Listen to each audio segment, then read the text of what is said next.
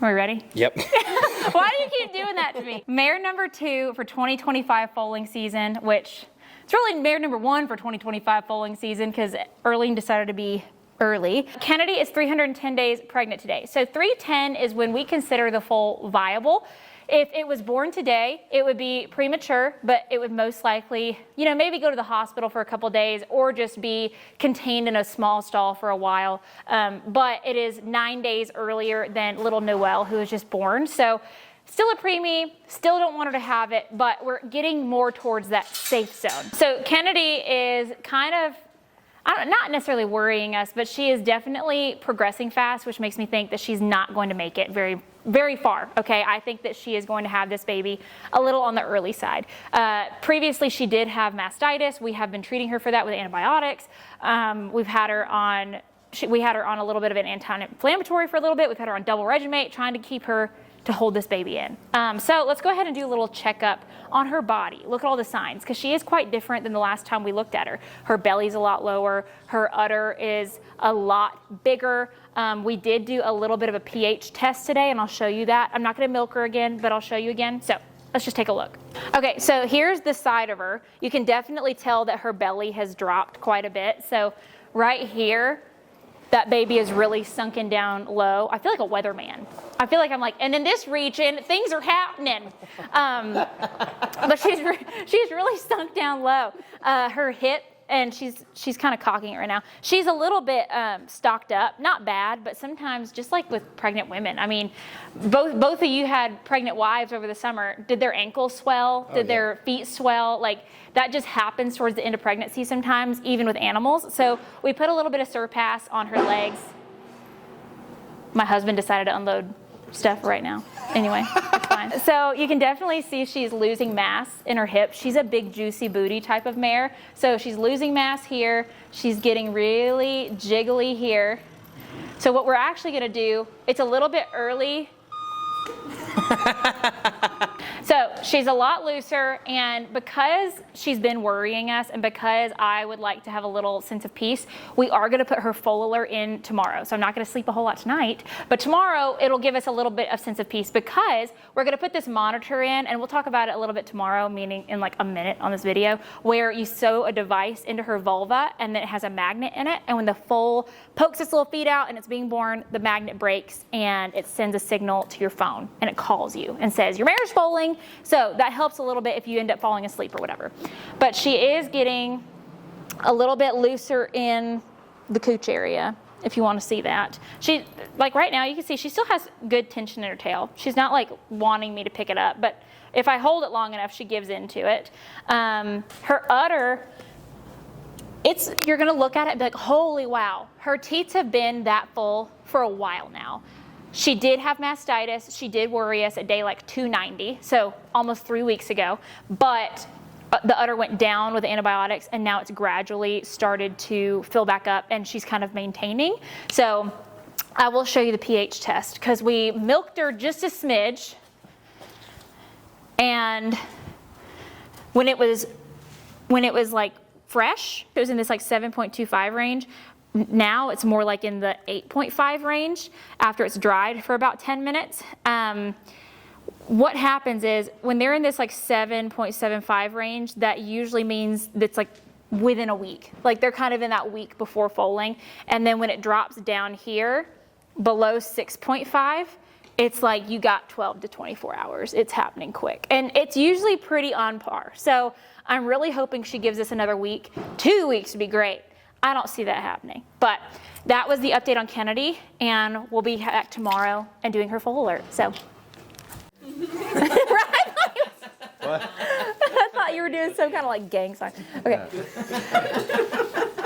Okay, it's the next day. Kennedy made it through the night, thank goodness. I stayed up till like 2:30 watching her. She looked fine. I'm just being paranoid.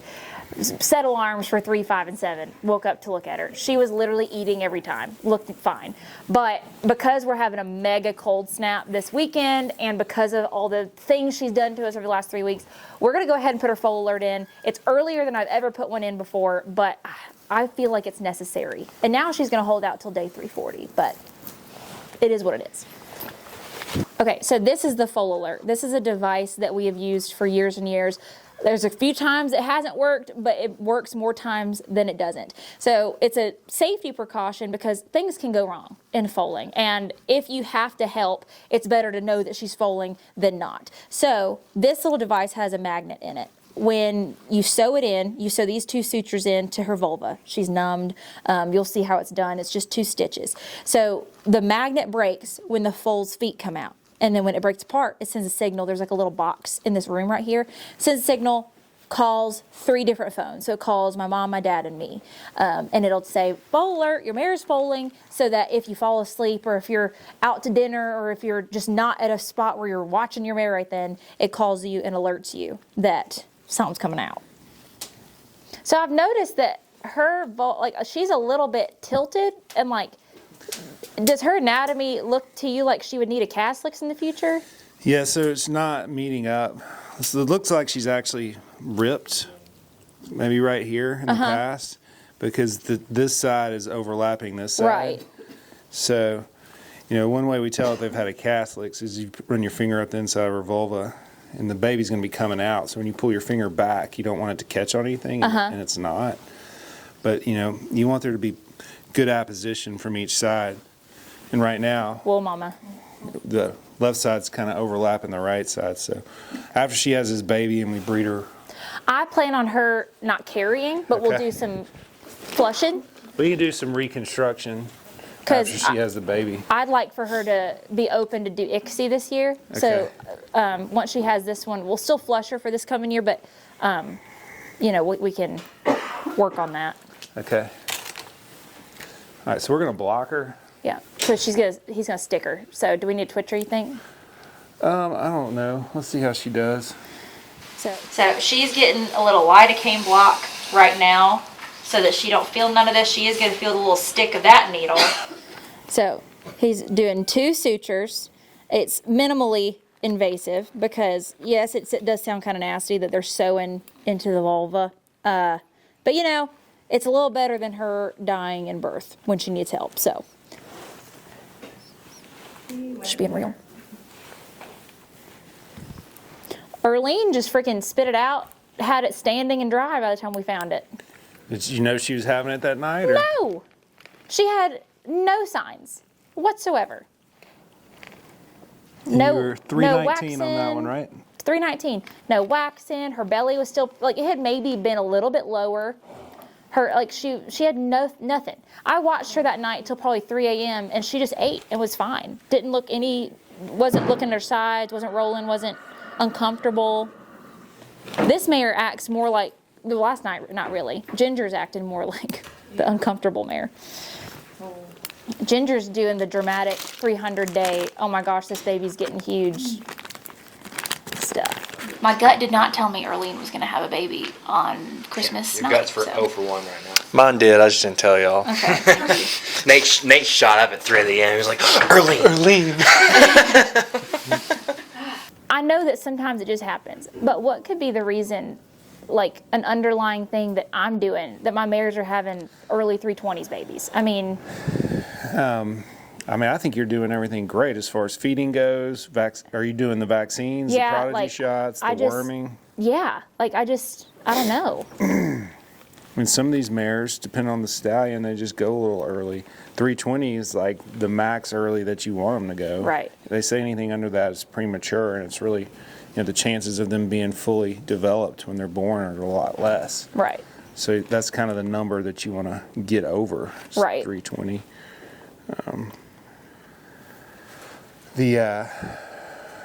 One thing we could do is check total estrogens and progesterones to try to get us an idea of placental sufficiency, if that's... They're all on Regimate. I keep them on Regimate till day 320. Yeah. But, Erlene foaled through it, and this one's on double because after her little, scare. Right. Erlene was on double too. We were getting scared. Everybody else has just been like last year we had a couple. You haven't had that many. You haven't had that many under 320, have you? No, not under 320. They're just always like I had a 322 last year. I had a 327. Well, so 343 is average, right? Yeah, somewhere around there. So you're going to have some 340, 365, you're going to have some 330, 327, 320. So the earliest I had last year, if you don't take 7 into account, was 322. Okay. How many were last year were in the 320s? Most of them. But the babies were all fine. But, like, I have mares like Beyonce, Ethel, Ginger, Happy. I'm like, you know, kind of counting on 320s because that's been their kind of, That's their history? that's their history. So the only one that I have that always goes full is Indy and Annie. So I don't know. And those are the bigger ones, right? I mean, Annie's like 15 too, but yeah, Indy's a thoroughbred mare. Yeah. Some of these quarter horse babies are just, and most of these early ones are really tiny too, right? I mean, that one up there for how little it was or how young it was, I didn't think she was that small. But, I mean, I don't know. I'm just kind of used to 320s babies, so I don't really know if they're that small because that's It's kind of the norm it's kind for of you. the norm for here. We had one go to 345, but, I mean, that's pretty average. That's not even long. My mini mare's the one that went long. Karen went to 355. Yeah, it's crazy. Some of those minis will go a whole year. My donkey went 370 something. It's gonna look like a lobster for a Foal little alert bit. number 1. Foal alert, Zen. yeah. I wish it was foal number 1. Yeah, you missed the foal alert It on the is first not. one, right? Sorry, I thought it was funny. Okay. She's been a little tender on her feet the last little bit. I think the weight and stuff is getting to her. So I don't want to overdo it on, you know, NSAIDs, but what do you think is the best route for like keeping her comfortable to keep that baby in? Is she on bute or Banamine right now? Well, yesterday we gave her I gave her Banamine last night late. Yeah. And I just did paste just because, you know, she had all those shots there for a little bit and she's pissed off about it. But Bute is going to be most effective for her feet, and a gram of bute a day is not. it's not going to hurt her. Yeah. I mean, she's on omeprazole. I want her to be comfortable, because if she's not comfortable, then that baby's going to be stressed and it's going to want to come out sooner than it needs to. Yeah. So we'll do a gram of bute with omeprazole still to keep her belly feeling good. No, he said foot pain bute. Just a gram. I mean, if she's having a bad day, give her a gram. Yeah. Or if you want to give her a gram for 5 days in a row, just kind of get her Look at what going. she looks like when she comes in from out there. And if she's tender, give her a gram at dinner. Okay. I feel a little better having that in, because then if I do fall asleep, it calls me and I can be alert. She might not need help, but I'd like to be there in case she does. I would not mind if her Foal alert expires. I would not mind if we were like, oh, she just held that baby in so long, we got to redo it, because that would mean she made it past 320, 330. Like, I would rather that than her foal this weekend. With that being said, today is Tuesday. I'm going to go ahead and say I don't think we make it through the weekend without a baby. I don't think so. And I was talking to Dr. Matthew about it, and I was like, listen, what am I doing wrong? And he's like, honestly, you're not really doing anything wrong. Sometimes it just happens. Like, you're doing all the steps.